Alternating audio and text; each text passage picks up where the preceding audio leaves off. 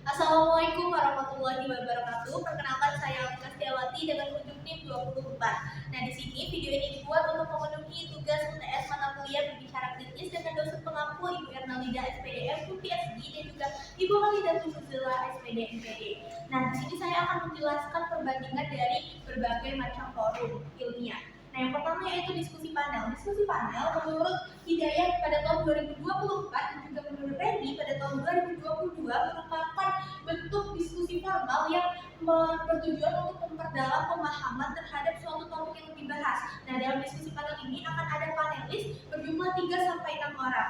Nah, dari diskusi panel juga akan memperdalam atau memperluas gambaran tentang suatu topik yang dibahas terhadap para peserta yang datang. Kemudian karakteristik pesertanya ada moderator, panelis, notulen, dan juga peserta yang hadir. Lalu hasil atau keluarannya akan memunculkan banyak perspektif dari berbagai sudut pandang para panelis mengenai topik yang dibahas dan juga akan ada pemahaman, solusi, serta kesimpulan akhir dari diskusi ini. Lalu diskusi panel ini bersifat formal dan peran moderatornya ada beberapa: mengatur waktu, mendorong partisipasi aktif peserta, kemudian menyimpulkan hasil dan menjaga fokus topik yang dibahas agar tidak melebar kemana-mana dan juga mengelola konflik.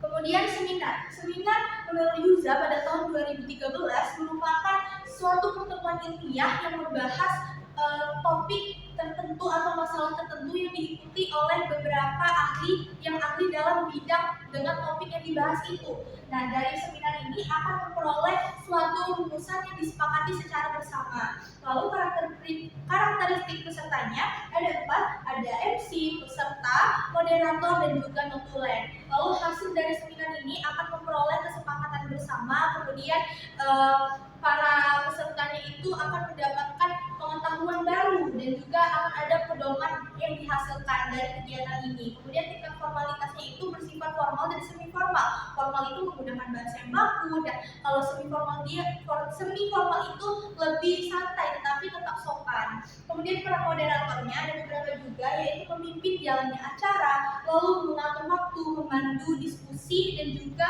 menutup kegiatan. Lalu konferensi menurut Reis pada tahun 2014 yaitu pertemuan formal sekelompok individu atau perwakilan dari beberapa badan untuk membahas suatu topik mengenai suatu isu dan akan menghasilkan suatu keputusan bersama. Nah, karakteristiknya juga ada beberapa. Yang pertama ada peserta, moderator, pemakalah yang mengisi materi dari konferensi itu, dan juga ada peserta yang mengikuti konferensi ini, dan panitia penyelenggara yang membuat acara konferensi, dan ada notulen yang mencatat hasil akhir. Lalu hasil dari konferensi ini akan menghasilkan luaran akademik atau proceeding. Nah, selain itu juga bisa bentuk penelitian yang lain. Lalu formalitasnya itu dia bersifat formal dan terstruktur. Artinya terstruktur yaitu sesuai dengan agenda yang telah diatur, mulai dari pembuka, kemudian sesi pleno, pemaparan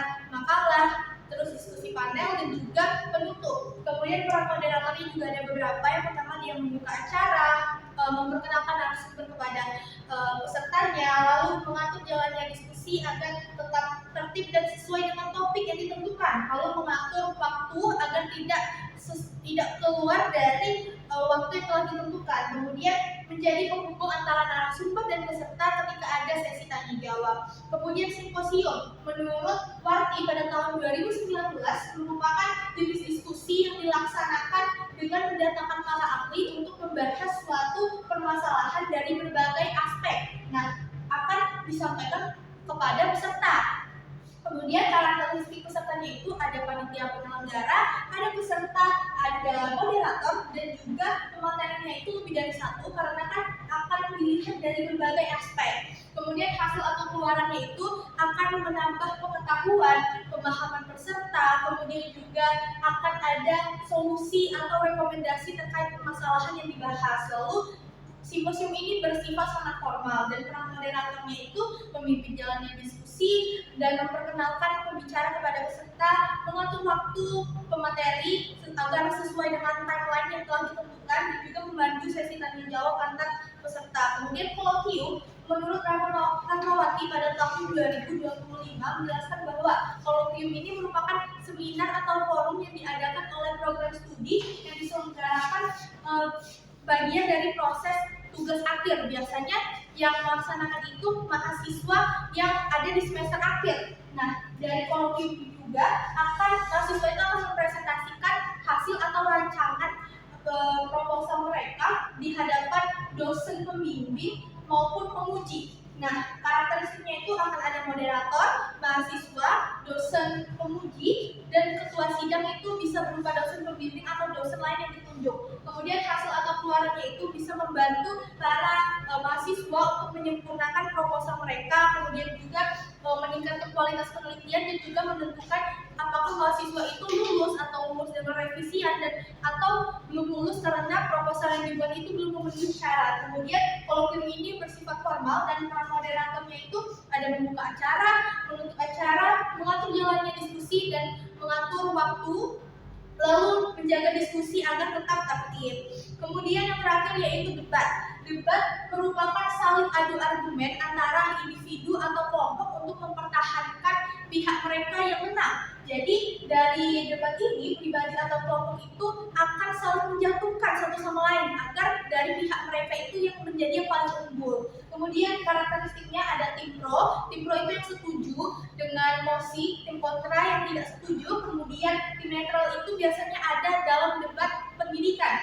Kemudian moderator yang memandu debat, mempersilahkan para orang yang terlibat dalam debat itu. Kemudian ada audiens yang menonton perdebatan dan ada juri apabila debat ini dalam ruang lingkup perlombaan dan ada notulen yang mencatat hasil dari debat tersebut. Kemudian hasil atau keluarannya apabila debat ini dalam forum perlombaan akan ada yang memenangkan perlombaan tersebut. Kemudian akan ada hasil dari adu argumen antara pro dan kontra dan kesimpulan serta poin-poin yang dicatat oleh notulen. Kemudian debat ini bisa bersifat formal dan tidak formal. Kalau formal dia dalam lomba debat seperti itu. Kalau yang tidak formal misalnya debat dengan teman gitu, langsung berbicara langsung membahas suatu topik, nah itu tidak formal. Kemudian peran moderator itu memimpin jalannya perdebatan, membaca tata tertib, terus juga menengahi bila terjadi konflik gitu, lalu mengajukan pertanyaan dan membacakan mosi. Nah, kemudian langsung masuk ke rancangan kegiatan ilmiah yang saya tentukan. Di sini saya memilih seminar dengan temanya yaitu pemanfaatan teknologi artificial intelligence dalam pengembangan pendidikan. Nah, alasan saya memilih format seminar ini karena dalam seminar itu kan pasti akan mengundang beberapa ahli yang sesuai dengan tema ini. Nah, dari situlah ahli itu akan memberikan pemahaman tentang AI ini kepada para pesertanya, sehingga pesertanya itu akan memperoleh pemahaman tentang wawasan apa manfaat AI ini, kemudian juga pengelolaan dalam akademik itu bagaimana. Kemudian struktur acaranya, di sini saya membuat durasi kurang lebih acara seminar itu kurang lebih dari 2 jam dengan jumlah sesi 2 sesi utama penyampaian materi dan juga ada sesi diskusinya dengan terdiri dari dua narasumber. Kemudian terdiri dari pembuka sekitar 15 menit. Pembuka itu terdiri dari penyampaian, mempersilahkan para orang-orang untuk kata sambutan seperti itu. Terus penyampaian materinya ini 2 narasumber 70 menit sekitar itu, dan sesi diskusi tanya jawab 20 menit dan penutup 10 menit.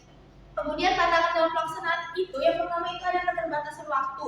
Nah, dalam sesi tanya jawab, jadi solusinya itu mengajukan pertanyaan di luar kegiatan seminar, misalnya dari Google Form. Habis itu kurangnya partisipasi peserta, dan kita itu bisa memancing dengan memberikan door prize. Lalu adanya kendala teknis dari perangkat presentasi, itu kita harus mengatasinya dengan mempersiapkan cadangan lain. Kemudian yaitu cara mengukur keberhasilan kegiatan tersebut. Yang pertama, jumlah peserta yang hadir. Apabila jumlah peserta yang hadir itu banyak, berarti tema yang kita siapkan itu akan menarik perhatian para peserta. Kemudian partisipasi aktif itu mendorong peserta untuk dia tertarik dengan tema yang disampaikan, dan pemahaman peserta terhadap materi bisa diukur dari Google Form yang disampaikan. Nah, itu tadi penjelasan dari saya mengenai materi yang saya sampaikan. Saya ucapkan terima kasih. Wassalamualaikum warahmatullahi wabarakatuh.